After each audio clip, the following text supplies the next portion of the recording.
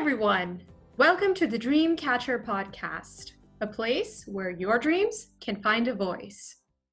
Have you ever asked yourself, what is the secret of genius?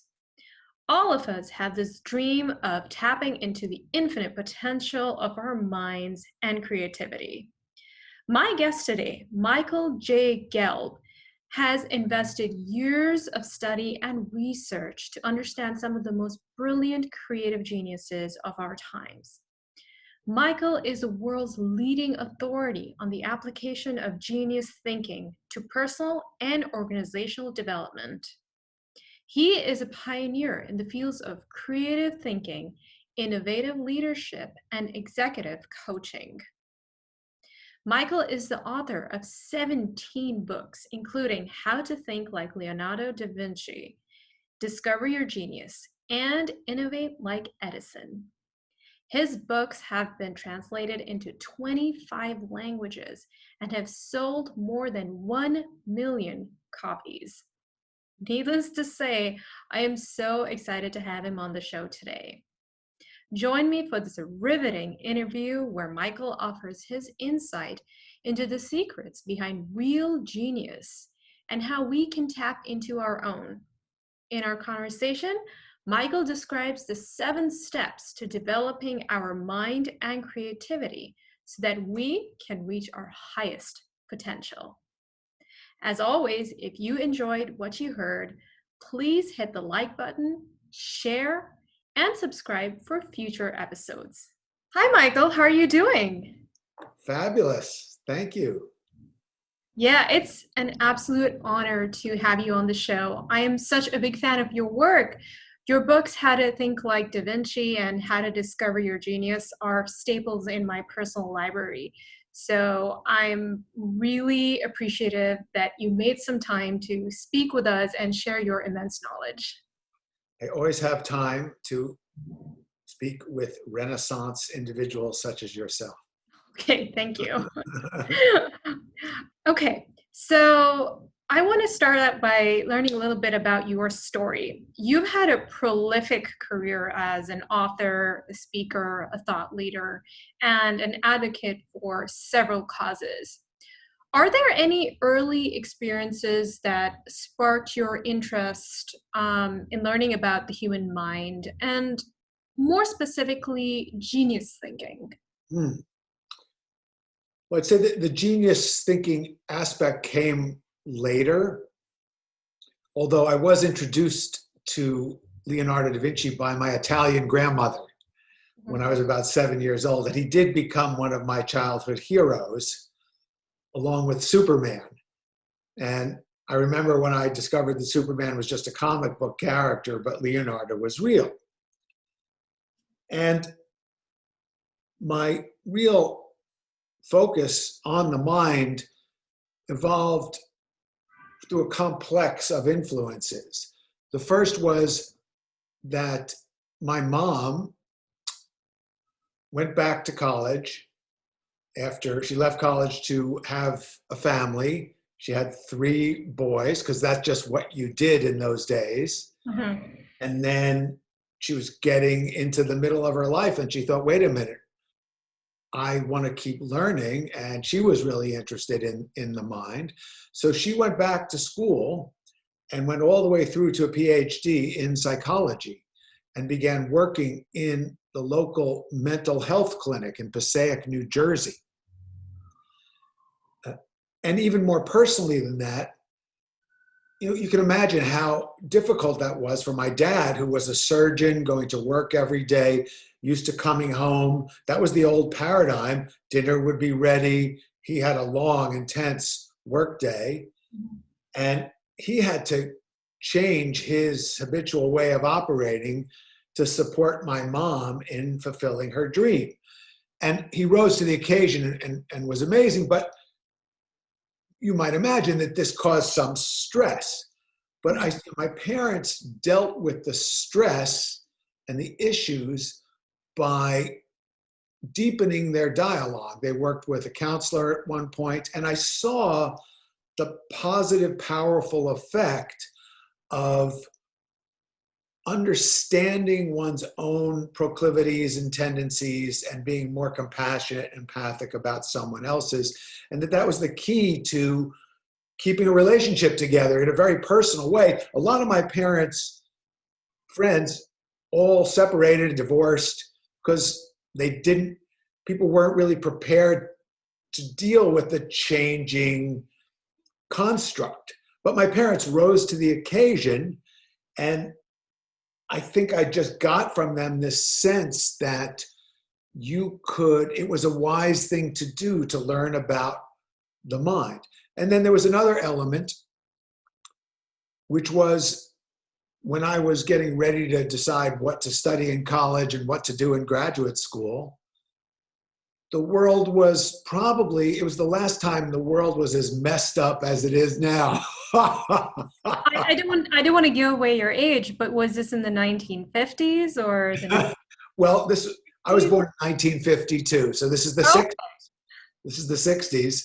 Okay. 1968 was an incredibly traumatic year in the United States of America. Yeah, the Civil War, right, was happening at that There was time? Vietnam War. Yeah. There were assassinations of beloved national figures. There was tremendous racial discord. There was grave divisiveness. So kind of like everything that's happening now, except the conflict is playing out in different theaters. Mm-hmm. And I was interested in politics, and I thought of majoring in political science, but I thought political thinking isn't what's going to solve this. Where there's hope is people having a deeper understanding of what are fundamental human needs and values, and how can we come up with new ways to meet people's needs and help them express their values. Because whenever people argue from a position, things usually get worse. So I learned very early that how do you help people suspend their position and look to the values and the needs that led them to adopt that position, so that they can think creatively about finding other ways to meet everybody's needs and benefit. There's an old-fashioned phrase called the common good. Yes. So that's what led me to study psychology and philosophy, and then the integration of body and mind and consciousness. And that's what really launched me on my path. Okay, that's interesting. So it seems like what you discovered is that emotional intelligence is just as important as, a high IQ. Maybe even more so when it comes to human happiness and fulfillment. Okay. I mean, I also realized the other thing I learned, this was also around the time that Gardner was doing his research at Harvard eventually published in Frames of Mind, which introduced to the public the idea, two revolutionary ideas. One, there's more types of intelligence than just IQ. So there's other types of intelligence beyond analytical and verbal, beyond mathematical and verbal, like what we all took in the SATs. There's other types of intelligence, like emotional intelligence, musical intelligence, mechanical intelligence, spiritual intelligence. So first, there are multiple types of intelligence. And then, equally revolutionary, the notion that intelligence can be developed. It used to just be thought, when I was growing up, it was the belief was you were what you were. That was pretty much determined by age 7, and there wasn't anything you could do about it. Mm-hmm. Plus, when you hit age 30, whatever you were, it would start to get worse, and there was nothing you could do about that either. Oh yeah. Yeah, and I think culture also plays a big part in that as well. Huge. Yeah. But scientifically, that was the accepted belief. And scientifically, in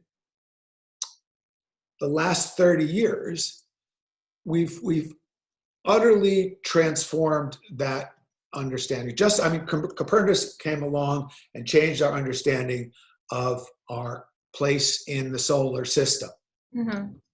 That it wasn't Earth-centric, it was sun-centric. And that revolutionized people's understanding of everything. Just like Darwin did the same thing with evolution, and Einstein did the same thing with our understanding of space and time. So Thomas Kuhn wrote this classic book called The Structure of Scientific Revolutions, and he introduced the idea of a paradigm shift where the fundamental way we look at the world is transformed. So that's what Copernicus did, that's what Darwin did, that's what Einstein did.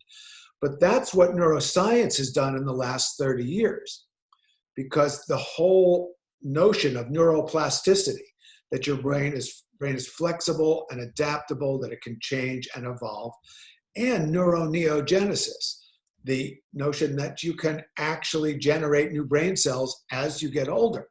Mm-hmm. So the only question then becomes, it's not what we've all now learned, and neuroscience agrees on, is your brain is actually designed to improve with use. The only question is, what's the best way to use it? Mm-hmm. And that's why I write all these books. Right. Yeah, and we sure need it. But yeah, you briefly touched on this. Most people do believe that genius, they associate the word genius with being book smart and academically brilliant. How do you define genius? Well, I define it on different levels. There's historical, global, transcendent, great genius. So those are the people who change the way humanity understands itself. And I add a caveat, for the better. So I'm not interested in evil genius. Oh yeah, like Hitler or Stalin, because they were considered geniuses in their own way in terms of their tactics and strategy, right? So well, what's great is they don't usually have a lasting. They don't have a lasting influence in any positive sense, and their empires usually crumble, and they usually die in misery and dishonor. So one could go into a whole. You could write a book on discovering your evil genius, but that's not my passion, as you can tell. So I'm fascinated by the people whose exploration, whose curiosity led them to change the way we think about our world and ourselves forever. So that's why I love Leonardo da Vinci, because he changed people's idea of what a human being is capable of. He was a genius in all of the multiple intelligences. And even better, he left specific practical instructions on how you can develop your genius. So that doesn't mean we can all be like Leonardo da Vinci or Einstein or these transformational global geniuses, but each of us has our own unique gifts, and we can use the inspiration and the guidance and the models of these great mega geniuses to bring out and express our own brilliance, our own potential, which for many of us lies dormant. Right. And did you find any commonalities with these global geniuses? Like, what made them different from the average Joe? Yes, it's a wonderful question. So they're wildly curious. And what they're curious about is something big. So that's the difference.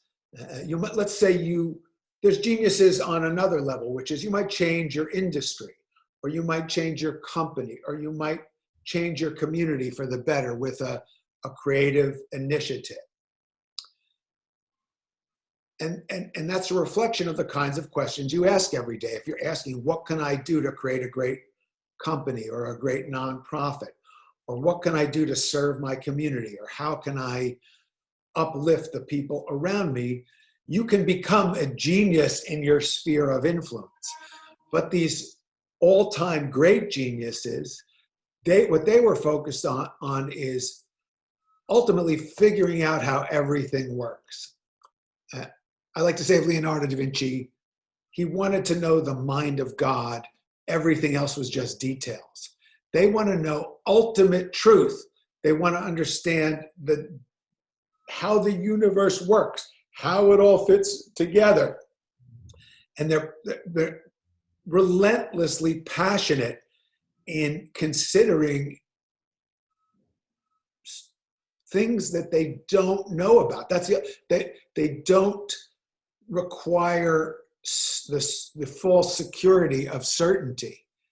They're adventurers of the mind. They have amazing courage to question everything. Yeah, and that's not typical in society. I mean, a lot of people find themselves in circumstances where they don't have that luxury, maybe because of their socioeconomic status, or they don't have mentors or people who nurture that brilliance in them. What's so great is that's right. That's why, that's part of what motivates me to write these books, to do these conversations, to spread the goodness. I did a podcast yesterday with a wonderful host, and he told me his story. He's got a huge following all over the world. He's written his own book. And he was a high school dropout.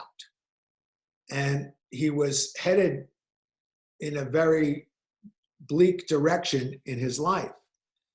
And he met one person who told him, "You're capable of more than this." And he said this person was sincere and genuinely kind and loving and contactful, and started to give him books to read and just gave him encouragement. And it wasn't somebody from his family. It was just somebody he was lucky enough to meet who kind of adopted him. He said, and it completely changed his life. And now he's this inspirational speaker and a coach and an author. He's got a big podcast. All it takes is one person or one book. Right. Yeah, for me it was books, because I didn't have those mentors myself, so I had to. Yeah, I was fortunate to have that curiosity. I just had an intuitive knowing that there's more out there. Wonderful. Yeah, Curiosity and willingness to explore. It takes courage. It takes courage. Yeah. And you mentioned it's a lot easier if you have material security. Yeah. It's a lot harder if you're wondering where your next meal is going to come from or how you're going to put a roof over your head. Absolutely, yeah. And yet it's also that's why it's great reading stories of people in grave circumstances, in poverty. I read Viktor Frankl, Man's Search for Meaning, and he talked about discovering a sense of meaning, purpose, and loving kindness in the worst conditions imaginable. And I remember reading that changed my life, because I thought if he can do that in a concentration camp and then become an inspiration to generations of people, well, then certainly I, in my much more comfortable circumstances, can find a way to create meaning for myself and be of service to others. So one of the principles, and you've obviously practiced this and now you are manifesting it yourself by doing it for other people, is to surround yourself with genius, with inspiration, with truth, with beauty, with goodness, with aspiration, every way you can. So every time people pick up their phone, they have a choice. Do they want to go into the seductive, just bizarre addiction world of mindless rubbish? Or do they want to click on spiritual teaching, poetry, Right. the greatest music ever written? You can hear the speeches of Winston Churchill in his own words. I had a client who was trying to help a CEO client of mine and we were working on, he had to write a series of messages and give a series of speeches to his company in the midst of the lockdown to try to keep people focused and safe and engaged. And he asked me to help him write his speeches. I said, I'm going to help you write the speeches. I said, but to give you a sense of what you want to project to people, I sent him the link to the original speeches of Winston Churchill. So, it's tough if, your company's having layoffs or furloughs and the economy's down and you're whatever. But it wasn't as tough as getting bombed 56 nights in a row when it seemed like your country could be destroyed and taken over by vicious totalitarian forces. Yeah. And you're alone you're by yourself in a bunker, speaking into a microphone to inspire a whole nation. Yes, completely different mindset, really. Right?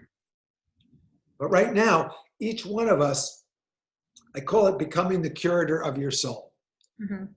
And if you have a family, you have to do that for your family. Because what's in these things is so powerful, for better or for worse. Mm-hmm. But the way they're designed is not for better. They're designed to capture you on a default setting, to get hold of your nervous system and not let it go by playing on your fears and your anxieties and your greed and your lust. Basically, that's those basal lower instincts. right. That's if you don't consciously decide where to go, that's what's lurking for you right here. So you better consciously decide where to go. And I got to tell you, if you look at what I type into my browser or into my YouTube, it's things like Winston Churchill, Ramana Maharshi, Donald Hoffman speaking on consciousness, and the mathematics of consciousness. So it's also comedy. I like comedy, and it's also sports. I'm following the basketball finals. Okay. But there's nothing in there that is anything other than something enriching to life. But what ads pop up on what gets through my blocker and pops up, it's not uplifting. And if I don't instantly delete it, if I get caught in it, if I ever click on it, and that's me, the author of all these books, who's teaching everybody else to be curious. I have to be careful. Right. So what about a 17-year-old? What about a 25-year-old? Yes. Right, who doesn't have that background awareness, right. So just having a healthy mental diet. Yes, well said. Yes. Okay, that's something the younger generation really needs to be aware of, because there's a lot out there that can distract you. I mean, I was probably one of the last generations. I'm a millennial who grew up without the internet and during my childhood, so I was spared from all that, the onslaught of stimulation. Yeah. Okay, so my next question is about the 7 steps to genius as described in your book. Would you be able to describe a couple of them very briefly, the ones that you think are most important for people to know about? Sure. Well, they're all important. They're all important, right? But there are 7, so I don't want to. It's okay. And it's important to get that they form a system. Yes. So I'll take you through them really fast. Okay. Be curious. The questions you ask every day determine the quality of your life. Think for yourself. Be an independent thinker. Surround yourself with beauty and sharpen your senses. Learn to smile in the face of uncertainty like the Mona Lisa. Use your whole brain, art and science in harmony. Balance your body and mind. Cultivate your energy. your mental diet and your actual diet and your exercise and your rest. And then make new connections, because that's what geniuses do. Geniuses look at the same thing everybody else sees, but they see it in a new way. So those are the 7 principles, and you can see each one. If you're curious, that's the reason it comes first. Is if you're not curious, everything else is irrelevant. You're not gonna be asking how to do these other principles. And then cultivating critical, independent thinking, really important, probably more important now than ever before. So each one builds on the next. Okay. Um, yeah, and how do people develop this awareness? Like what, I mean, most of us have been raised by, have been exposed to mainstream culture, and it's difficult to get into that curious mindset. So what can be done to really induce that?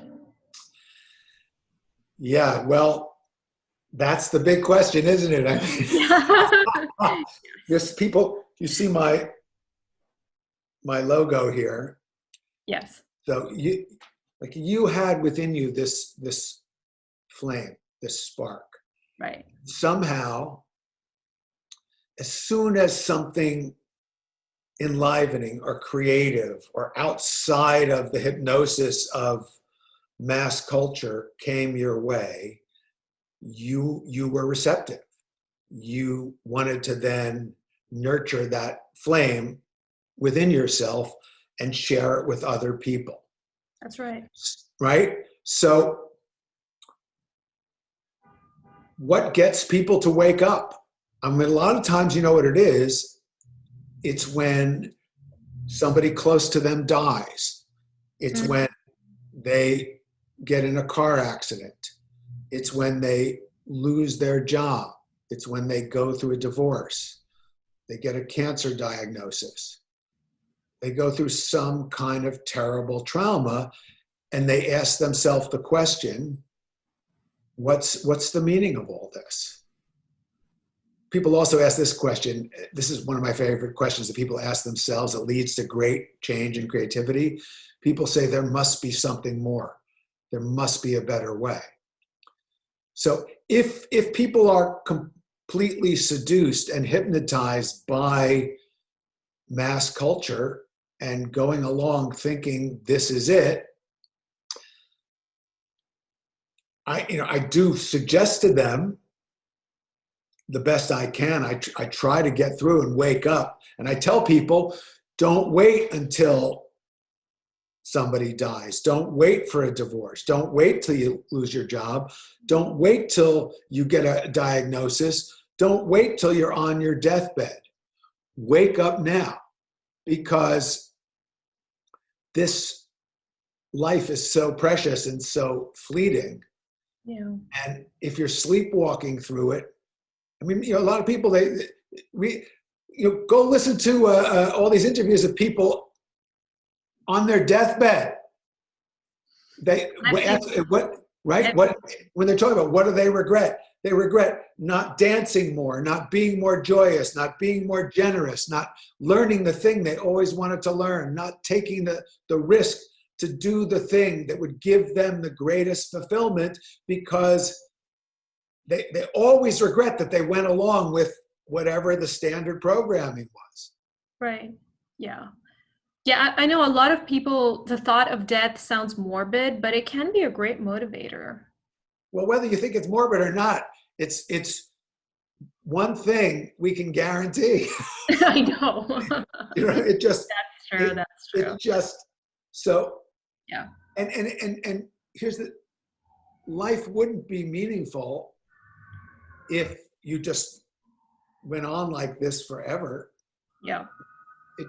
There'd be the game is so much more interesting. You have this window of presence here, Mm-hmm. and there's also no guarantee how long Exactly. it will be.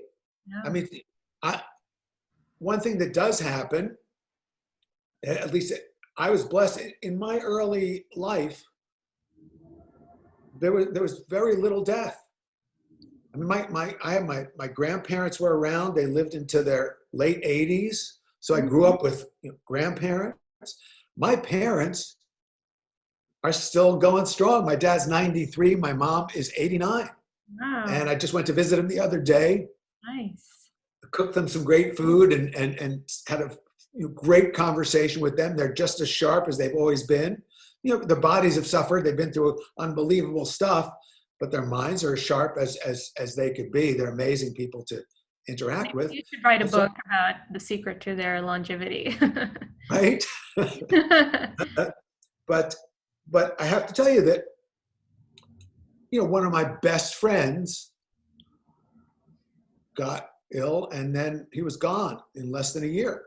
And he was one of the most vital, powerful people that I know. Brilliant, physical, mental, incredible character, and much younger than me. And boom, he was just gone.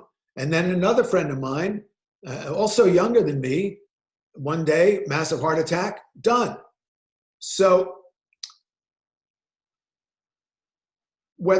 some people grow up and they've lost their parents and their grandparents and their brothers and their sisters, and they've experienced terrible loss.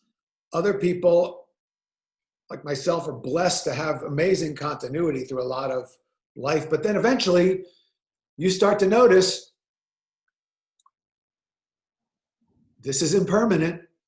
So, and this is where the spiritual quest is the most important thing, I think, to know in life is, why are you here? And what is the constant in our being?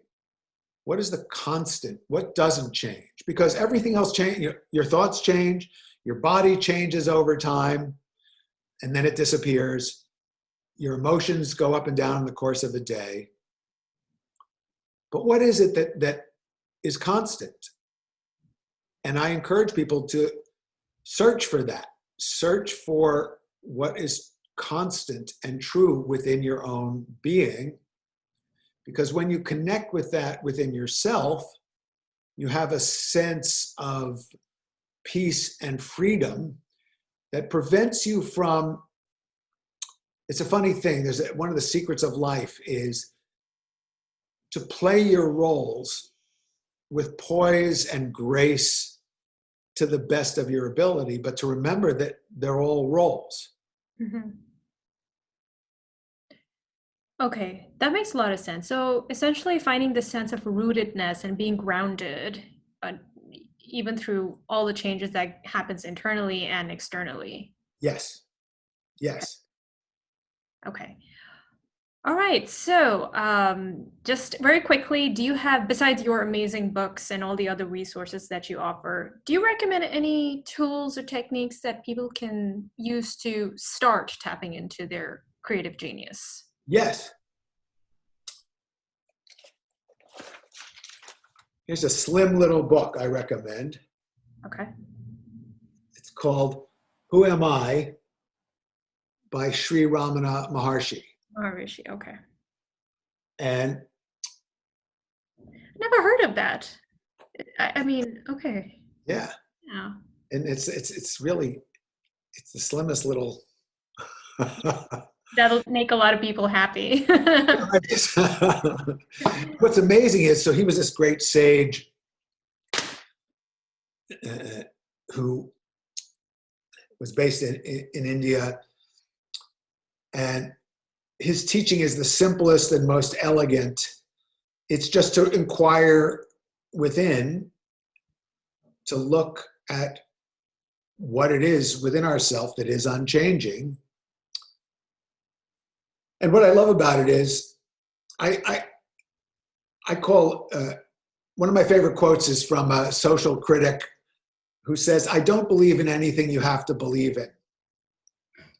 So I'm not a belief-oriented person, and I'm not a faith-oriented person. I'm an evidence-oriented person. Mm-hmm. So what I like about the teachings of Ramana Maharshi is he asks you to look within yourself and figure out what you can validate for yourself. How can you know yourself? what is constant in your experience, and what can you discover for yourself. So when you discover that, you realize that there's I'll just get, my own experience is the one constant in my experience is the awareness of my experience. So when I shift my focus from the objects that are informing my experience and contemplate the source of experience itself, I find this vast source of potential energy and inspiration. Mm-hmm. And this is something every great genius throughout history says. They never say, I'm such a genius, I'm so smart, blah, blah, blah. No, they say, whether it's Bach or Einstein, whether they're religious or not, whether they attribute it to nature or cosmic mind or cosmic intelligence, or to the Buddha or to Brahma or Christ or whoever, they all point to something. The muses, if you go back to the ancient Greeks, Mm-hmm. they all point to something beyond their everyday chattering mind. So exploring what's beyond your everyday chattering mind, the source of awareness, is a big clue to the source of creativity and genius. Mm-hmm. And do you think practices like meditation and things like that to quieten the mental chatter, do those help? Well, all I can tell you is I've been doing various forms of meditation. Yeah, I read that. Yeah. For the last, I think I started, oh my God, it's a long time ago. I started about 49 years ago. Okay, wow. And now I especially focus on, especially practice meditations from ancient Chinese lineages in the tradition of Qigong. Oh, and, yeah. Yep, I've heard of that, yes. And I do Tai Chi every day. Tai Chi. Having studied all these different things, because I'm a movement-oriented person, I like moving meditation. I have so much energy that it's hard for me to ever just sit still. So instead, I do these beautiful movements, and the movements seem to quiet my mind and create a sense of oneness or connectedness with nature and the universe. And then better quality ideas begin to emerge. And then I put them in these books. How about journaling? I mean, for me, I found journaling really helpful because I love to write. So for me, I feel like my stream of consciousness really comes through when I'm writing. So in the first recommendation in how to think like Leonardo da Vinci is journal, keep a notebook, and do stream of consciousness. Yeah. And what's interesting is Thomas Edison told the people who worked in his laboratory to do the exact same thing. And so did pretty much every great genius who ever lived. The first thing they tell their students is keep a journal, write down your ideas, and effectively let the stream of consciousness flow. Mm-hmm. Okay. Michael, those are some great suggestions. Thank you so much. So is the best place to find you at your website, michaelgelb.com? Yes, michaelgelb.com, G-E-L-B, michaelgelb.com. Okay. People can sign up for our free newsletter, and then we'll keep you in touch with, we're doing lots of online trainings and really fun stuff. Some of it's free, some of it is a fabulous investment that will change your life. I'm sure they are. And you're on social media too, right? They can find your LinkedIn and all that stuff, yeah. Okay. Perfect. Michael, I'm so that we got to connect today, and I'm certain that everyone who listens to this is going to benefit tremendously. So thank you for sharing your work with us. It's so wonderful to be with you. Thank you. Thank you. Have a great day.